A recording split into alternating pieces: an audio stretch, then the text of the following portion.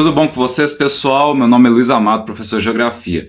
E, bom, vocês já devem ter visto que esse país aqui, né, está sendo atacado pelos Estados Unidos, sob a alegação de que estariam, né, usando armamento nuclear ou prestes a produzir armamento nuclear. Vieram navios de várias bases americanas, principalmente aqui próximos do Mar Arábico, se posicionaram mais ou menos aqui no Golfo de Omã e próximos também ao Golfo Pérsico. E começaram a bombardear, já mataram o Ali Khamenei, que é o líder supremo do Irã, e vários outros líderes aí, tá bom? O Irã, em retaliação, mandou mísseis em Dubai, mandou mísseis no Catar, no Bahrein, no Kuwait, na Arábia Saudita e até em Omã. Países que não tem nada a ver com isso. Por quê? É como se fosse pegar de refém mesmo, né? Vários países aí de refém. Caso os Estados Unidos queira escalar para uma guerra maior, vai ter que enfrentar a insatisfação de vários outros países. Atacou o Iraque também, atacou a Síria, a Jordânia. Então o Irã nada mais está fazendo que um terror. Mas eu queria pegar por um ângulo um pouco diferente do que vocês estão acostumados a ouvir aí nas mídias e na televisão, tá? Em vez de perguntar o que está acontecendo no Oriente Médio, vamos um pouco aqui para o lado, num outro país árabe, que em 2011 sofreu uma guerra civil muito intensa, que matou milhares de pessoas também, tá bom? Estamos falando da Líbia. E aí, pessoal, o que acontece? A Líbia, cuja capital é Trípoli, ela tinha um líder muito controverso até 2011. Um líder aí que chegou ao poder em 1969 e ficou mais de 40 anos no poder, tá? Nós estamos falando de Muammar Gaddafi. Muammar Gaddafi chega ao poder em 1969 e derruba o rei Idris I.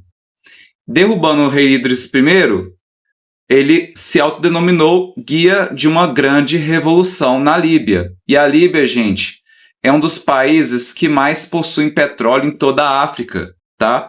É um dos integrantes da OPEP, se eu não me engano, tá? Que é um dos grupos de países que tem muito petróleo, se unificou para estabelecer preços, estabelecer relações diplomáticas, relações comerciais, tá? E a Líbia tem cerca de 6 milhões de habitantes, que é pouco comparado a outros países como o Egito, por exemplo, que tem 110 milhões, e a Argélia, que tem mais de 40 milhões, se eu não me engano, tá? Mas, mesmo assim, com petróleo, com dinheiro, Muammar Gaddafi conseguiu estabelecer o seu domínio e muita influência em toda a África. E por que eu estou falando da Líbia? Vocês podem estar perguntando, o que tem a ver a Líbia com a guerra no Irã?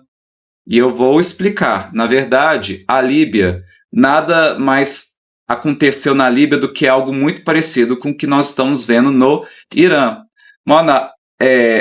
Muammar Gaddafi, ele, governando na capital Trípoli, foi acusado de financiar grupos armados internacionais, assim como o Irã foi responsabilizado pelo atentado de 1988 contra o voo da Pan Am sobre Lockerbie.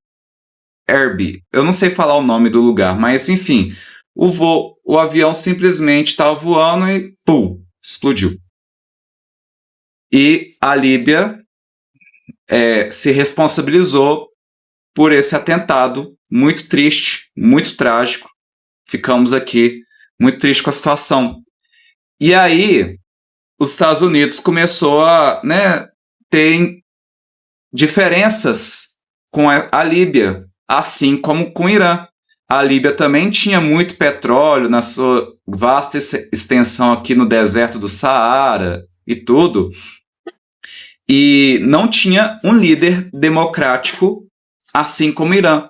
Vocês vão ver que em 2011, na Líbia, aconteceu a mesma coisa que está acontecendo no Irã, só que com proporções menores, tá bom? E estamos vendo a história se repetir, tá bom? A história está se repetindo. Parece que os Estados Unidos está usando a mesma tática ou alguns aspectos da mesma tática que usou. Bom, apesar do autoritarismo na Líbia, esse Muammar conseguiu alcançar níveis muito elevados de IDH, educação praticamente universal para todos, universalizou a alfabetização das crianças, ponto positivo. Saúde gratuita e infraestrutura, muita infraestrutura financiada pelo petróleo pego, né, das suas imensas regiões. Isso aqui, gente, é maior do que o estado de Minas Gerais. Se bobear, pega o estado de Minas Gerais e sei lá, o estado do Santa Catarina juntos, tá? É muito grande. Na verdade, eu acho que até mais do que 2 estados brasileiros. É um país muito grande, tá bom? Tinha uma das maiores reservas de petróleo da África e os recursos naturais conseguem sim, a gente vê isso na geografia, que recursos naturais mudam a lógica de poder. A pessoa que tem recursos naturais, ela pode estabelecer as suas regras. E aí que vem um tal do projeto chamado Projeto Pan-Americano, e vocês vão ver que é um pouco parecido com o que a Síria estava propondo. A Síria não, o Irã estava propondo. O Irã, com o seu líder supremo agora falecido, Ali Khamenei, propunha também uma alternativa à dolarização do mundo. Porque o mundo, desde 1971 ou 73, se não me engano, com Richard Nixon, presidente dos Estados Unidos na época, presidente no início dos anos 70, colocou todas as moedas do mundo, inclusive hoje o real, mas real, a libra, futuro euro, pega qualquer moeda que você imaginar aí, tá? O iene, se eu não me engano, o iene é do Japão, né? E colocou sobre um lastro do dólar e não mais do ouro. O ouro não garantiria mais o valor da moeda. $1 não significava 1 grama de ouro, uma coisa assim, tá bom?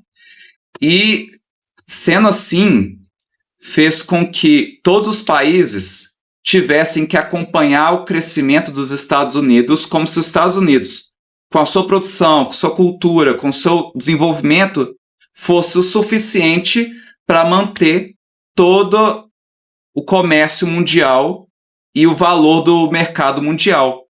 Não mais com base no valor do ouro, mas com base no valor do comércio e da confiança no mercado estadunidense.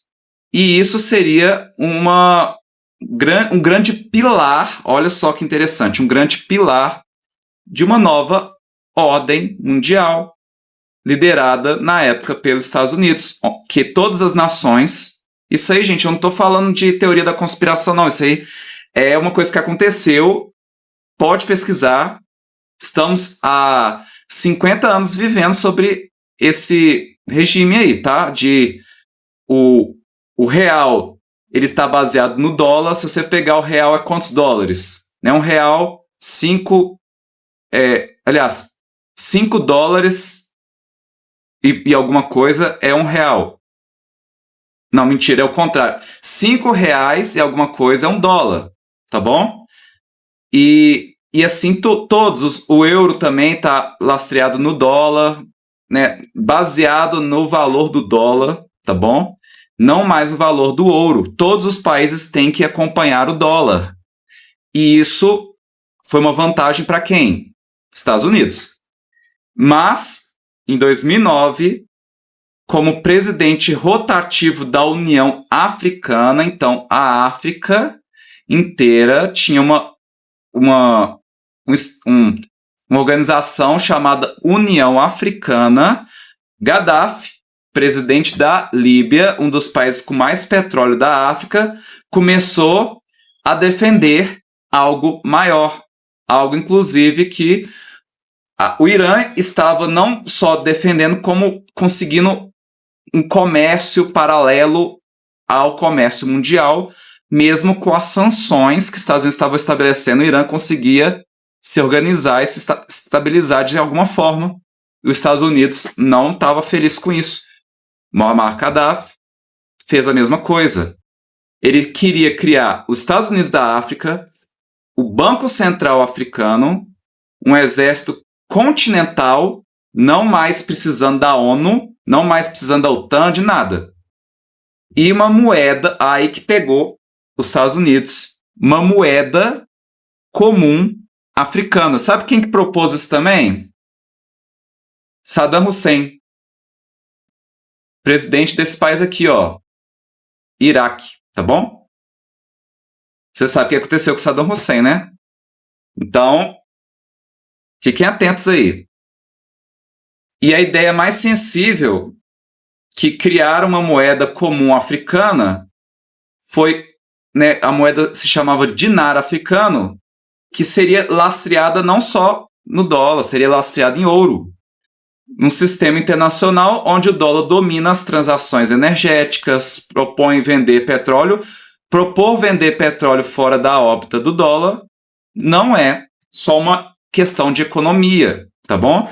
Então, em 2011 veio a Primavera Árabe, várias pessoas começaram a entrar em conflito e manifestações em Trípoli, várias cidades da Líbia. A Líbia não é um país com muitas populações, mas teve muita manifestação. A Líbia entrou em guerra civil. E durante a Primavera Árabe, a repressão foi violenta. E quem entrou em cena depois dessa repressão contra a população? Muammar Gaddafi esmagando a população. Quem entrou em cena? A OTAN. E o Conselho de Segurança da ONU aprovou uma intervenção da OTAN e o regime, então, caiu. A OTAN foi lá, bombardeou. E aí, Muammar Gaddafi foi capturado e morto em 2011, no final de 2011. E a Líbia nunca mais voltou a ter estabilidade.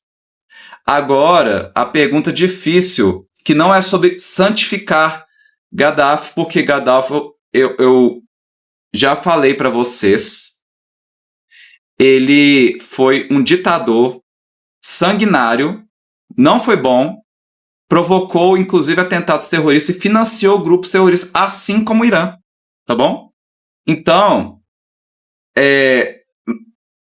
a gente vê que ele era ruim, mas também ele acabou caindo num padrão de queda, que é o quê? Quando regimes autoritários entram em choques com o sistema financeiro internacional, arquitetura monetária global e alianças estratégicas do Ocidente.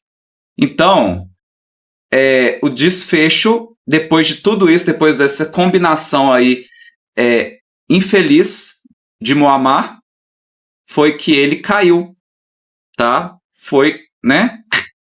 E aí, e o Irã?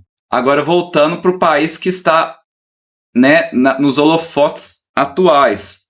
Um país que não só foi atacado, como também está atacando não só o atacante, está atacando outros países que não tem nada a ver com aquilo, querendo criar uma instabilidade regional que faça com que o petróleo que passa por esse golfo aqui, vindos do Catar, do Bahrein, da Arábia Saudita, dos Emirados Árabes, do Iraque, do Kuwait, enfim, 20 e poucos % do petróleo mundial passa por aqui, e se ele começar a atacar, a produção vai ser prejudicada. Inclusive no Catar, ele atacou uma usina de gás, não tem nada a ver com guerra, uma usina de gás.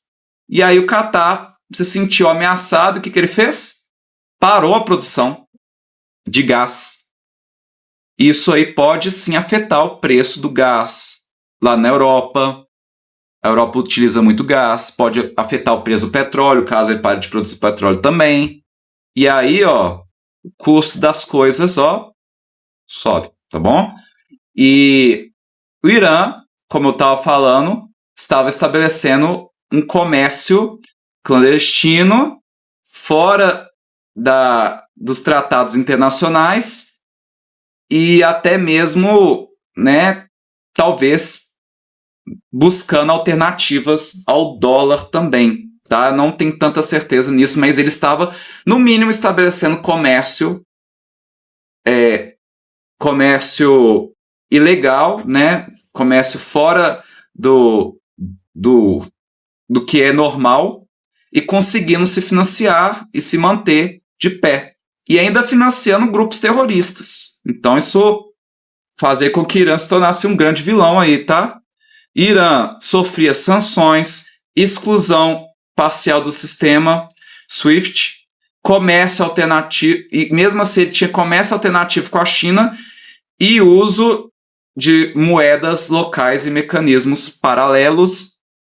Não é idêntico totalmente ao caso da Líbia, mas há semelhanças estruturais e desafiar a arquitetura dominante é uma dessas semelhanças e teve um alto custo para o Irã.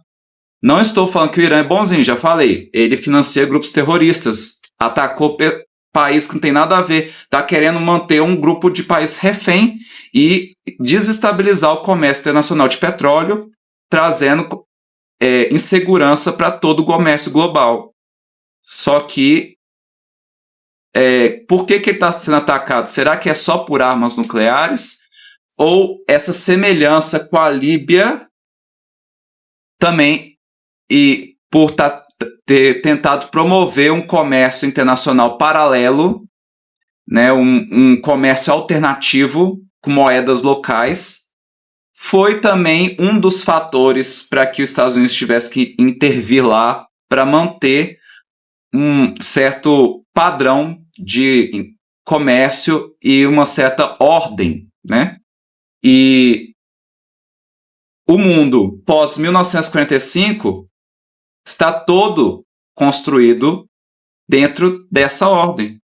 O dólar como moeda de reserva, instituições multilaterais, sistema baseado em regras internacionais. O Irã não estava seguindo essas regras, tá bom?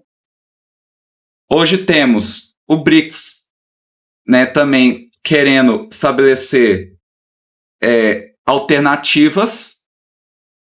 Então, Estados Unidos também tem como alvo os BRICS, comércio bilateral fora do dólar, crescimento de moedas digitais e disputa tecnológica. Talvez os Estados Unidos não consiga se manter como um grande hegemônico em termos de comércio, né? Não consiga manter a sua hegemonia 100% e tenha que transferir, passar por uma transição de regime daqui a alguns 2, 3, 5 anos, tá bom?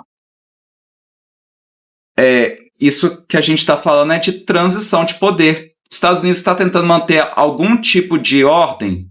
Sim. Será que vai conseguir? Tenho minhas dúvidas.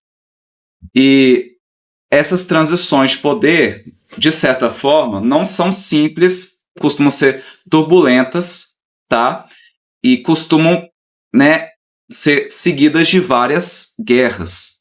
Infelizmente, nós estamos vendo mais uma se desencadear.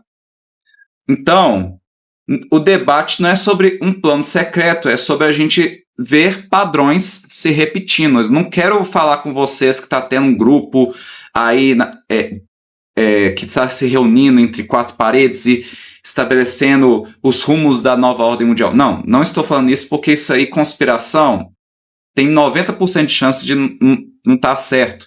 Eu estou só pegando fatos que já ocorreram e mostrando para vocês. E mostrando para vocês padrões, tá bom? Quem controla a infraestrutura financeira e digital do mundo hoje? São estados, empresas, consórcios globais? Não. Hoje em dia, nós temos a tokenização de ativos, blockchain,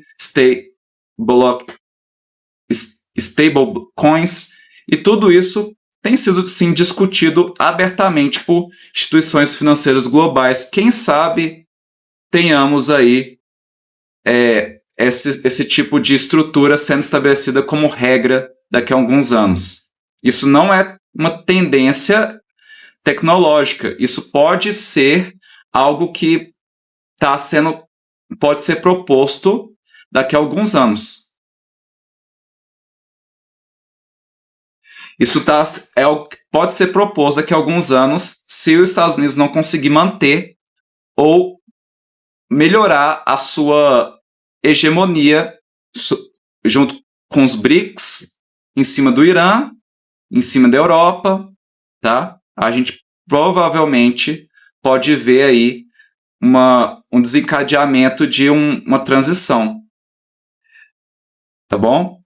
A história da Líbia, né, assim como a história do Irã, mostra que autoritarismo interno, mais desafio externo, mais recurso estratégico, pode ser uma combinação explosiva, e a luta no Oriente Médio nunca é apenas regional, é energético e também monetário, moeda, e estratégico.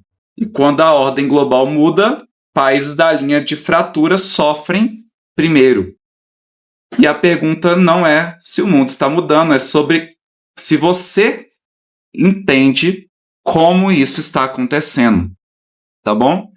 A gente vê nas mídias aí falando muito dos armamentos nucleares, mas tem outras camadas que podem ser exploradas e são muito importantes também para entender esse cenário aí.